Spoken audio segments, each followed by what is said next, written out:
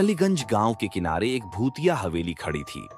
लोग कानाफूसी में मोहिनी की कहानी सुनाते थे, एक बदला लेने वाली आत्मा जो वहां भटकती थी। कोई भी अंदर जाने की हिम्मत नहीं करता, क्योंकि जो भी गया वापस नहीं आया।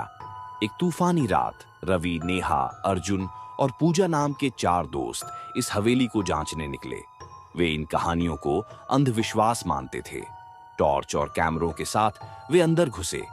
हवेली की हवा भारी थी, सड़ी गली लकड़ी और कुछ अजीब सी गंध आ रही थी। जैसे ही वे अंदर बढ़े, अजीब घटनाएं होने लगीं। पीछे का दरवाजा धड़ाम से बंद हो गया। एक ठंडी फुसफुसाहट गूंज उठी, भाग जाओ, इससे पहले कि वो जाग जाए। सालों पहले यह हवेली राजा वीरेंद्र सिंह की थी, एक निर्दयी जमींदार। उसने मोहिनी नाम की सुंदर गांव की लड़की से प्यार किया, लेकिन जब उसने इनकार कर दिया तो राजा ने उसे डायन करार देकर जिंदा जला दिया। लोग कहते हैं मरते समय मोहिनी ने इस हवेली को श्राप दे दिया। उसकी आत्मा वहीं कैद हो गई।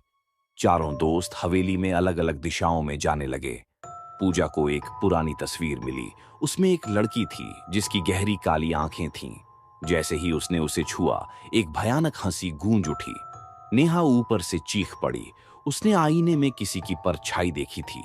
धीरे धीरे डरावनी घटनाएं बढ़ने लगीं। अर्जुन ने देखा कि दीवारों पर खून के हाथों के निशान उभर आए। रवि की टॉर्च टिमटिमाने लगी और अंधेरे के छोर पर उसने एक औरत को खड़े देखा। उसका चेहरा भयानक रूप से मुड़ा हुआ, उसकी आंखें खोखली। तभी नेहा गायब हो गई। उसकी चीखें तहखाने से आ रही थीं।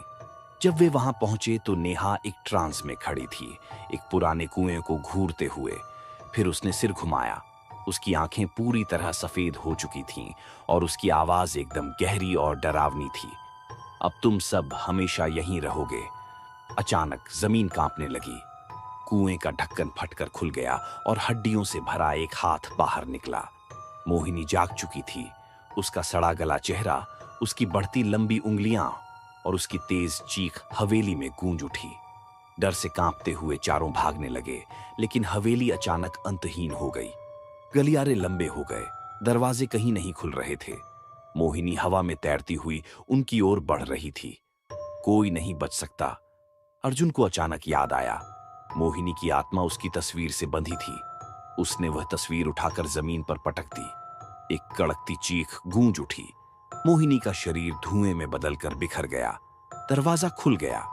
चारों दौड़ते हुए बाहर निकल आए। उन्होंने मुड़कर हवेली को देखा। वह चुपचाप खड़ी थी, जैसे किसी और का इंतजार कर रही हो। जैसे ही वे गांव की ओर बढ़े, नेहा रुक गई।